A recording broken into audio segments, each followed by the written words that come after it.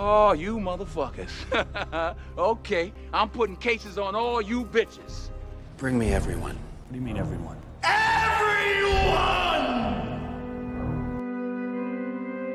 في تاريخ السينما كان دايما الشر مادة غنية لصناعة شخصيات ما تتنسيش، لكن الشر ده لما بيتجسد في شخصية لابسة زي رسمي وبتدي نفسها سلطة مطلقة تحت غطاء القانون، فالرعب هنا بيتجاوز أي تصور. ونموذج الشرطي الفاسد يظل من أكتر النماذج إثارة للجدل في السينما، وهنا هنركز مع نموذجين للشرطي الفاسد، ألونزو هاريس من تريننج داي وستانسفيلد من ليون ذا بروفيشنال. شخصيتين عكس بعض تماما لكن بيجمعهم خيط واحد وهو الفساد المغلف بسلطة القانون. ألونزو عقلاني واقعي برجماتي بيدير فساده بذكاء ممنهج كأنه مشروع تجاري، صورة حية لظابط عارف تماما حدوده وحدود سلطته فين وبيدهسها بابتسامة واثقة. دينزل واشنطن بيلبس قناع الشر بواقعية مرعبة. شخصية ألونزو هاريس مش مجرم عادي، ده نظام فاسد بيمشي على رجلين، عنده الكاريزما، اللباقة، القدرة على الإقناع، والأخطر القدرة على إنه يخلي الفساد جزء من اللعبة. جذوره في الشارع وطرقه مستمدة من عقلية العصابات أكتر من تدريبات الشرطة، لكن أدواته قانونية طبعا، وده اللي بيخلي خطره أكبر. كل خطوة محسوبة وكل كلمة مدروسة. بيبدو للوهلة الأولى إنه ظابط بيحميك لكن بيبيعك في اللحظة المناسبة. هو مش وحش مستخبي في الضلمة، ده أستاذ بيقود طالب مستجد في جولة جوه عالم الجريمة المشرعة. بيقتل، بيبتز، بيخون، وبيبتسم في نفس الوقت. شر مش بيزعق ولا رافع سيف، ده بيتسلل بيك للمستنقع بتاعه من غير ما تاخد بالك. قراراته بتحكمها الحسابات مش الانفعالات، وده بيضيف للشخصية تقل وواقعية وبيخليها قابلة للتصديق. دينزل مش مجرد بيأدي دور، ده امتلك الشخصية بذكاء مفرط في لغة الجسد ونبرة الصوت والتلاعب بالمشاهد زي ما بيتلاعب بتلميذه. بنية متكاملة من الفساد المؤسسي، مزيج من الكاريزما والسيطرة والابتزاز. فما كانش مستغرب انه فاز بالأوسكار عن الدور اللي يعتبر أحد أكتر وجوه الشر إقناع وواقعية في تاريخ السينما. You gotta decide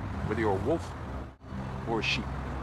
اما ستانسفيلد فهو على النقيض، فوضوي سريالي مجنون، ما عندوش خطة محددة بس عنده لحظات انفجار. خطره في انه مش متوقع، بيخلق الفوضى بدون هدف الا النشوة اللحظية. مش بيتحرك بمنطق معين، ده بيتحرك على ايقاع موسيقى موتزارت وبيتهوفن. شرطي غرقان في الفوضى الذهنية، سادي هستيري، بيتكلم زي ما يكون بيقرأ سيمفونية، وبيقتل وكأنه بيعزفها. نورمان ستانسفيلد يبدو وكأنه خرج من كابوس فني مش من تقرير جنائي. شخصية بتتغذى على العبث، بيقودها الهوس بالموسيقى الكلاسيكية وحبوب الهلوسة أكتر من أي مصلحة حقيقية. ما عندوش حسابات للمكسب والخسارة، ده صاحب مزاج لحظي ونزعة فوضوية، وده اللي بيخلي خطره عشوائي واستحالة التنبؤ بيه. على عكس برجماتية ألونزو، تصرفاته بتتجاوز المنطق البشري المعتاد، مش بيكتفي بمخالفة القانون، ده بيكسره بطريقة استعراضية تخلي الشر أقرب للوحة فنية مشوشة. هنا احنا قدام أداء تمثيل انفجاري. جاري أولدمان مش بيكتفي بخلق شخصية مرعبة، ده بيخلينا نحس إننا داخل عقلها المشوش.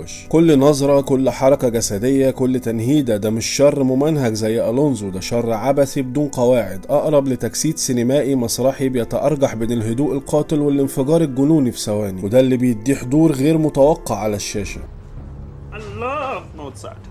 ألونزو هو الشر اللي ممكن تقابله في الحياة اليومية، فاسد لكنه ذكي، متقن للعبة وعارف ازاي يخدعك تحت حماية القانون. في واقعنا هتلاقيه شبه راجل الأمن اللي بيتعامل مع المجرمين كأدوات وبيقايد حماية القانون بمكاسب شخصية، أو زي المافيا المتخفية في ملابس الدولة، مش محتاجة لإطلاق الرصاص لأن الألم والموافقة الرسمية ممكن يدمروا حياة إنسان أكتر من أي رصاصة. وستانسفيلد هو الشر اللي شبه كوابيس طفولتك، مفيش منطق، مفيش رحمة، مفيش حدود، شخص خرج من رحم الفوضى. في واقعنا هتلاقيه شبه النموذج الصهيوني في غزة، بشخصيته الفوضوية والعشوائية واللامنطقية في القتل. نموذج غرقان في الكراهية، بيبرر العنف المفرط بحجة العدالة أو الحق، مع ادعاء إنه بيستهدف عدو محدد، وبعديها هتلاقيه بيوسع دائرة القتل دي بكل جنون عشان تشمل الأبرياء بدون تمييز، فيتحول الأمر لإبادة جماعية.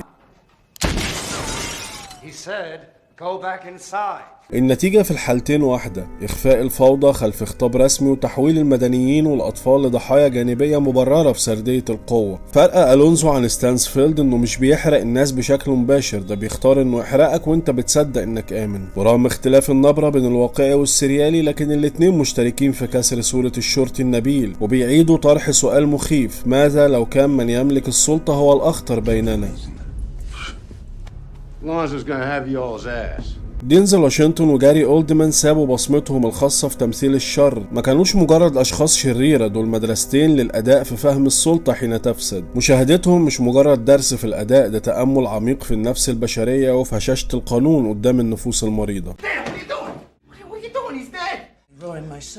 في النهاية هيفضل الشرطي الفاسد شخصية مرنة ممكن تشكيلها بين الواقعية اللي بتبث الرعب لأنها محتملة والسريالية اللي هنتعجب لها لأنها خارقة عن المألوف، لكن اللي بيخلي ألونزو وستانسفيلد خالدين هو إن الاتنين بطريقتهم بيثبتوا إن أسوأ أنواع الشر هو النوع اللي بيكون لابس زي رسمي، سواء كان الزي ده غطاء لصفقة عقلانية أو ستارة لجنون مطلق.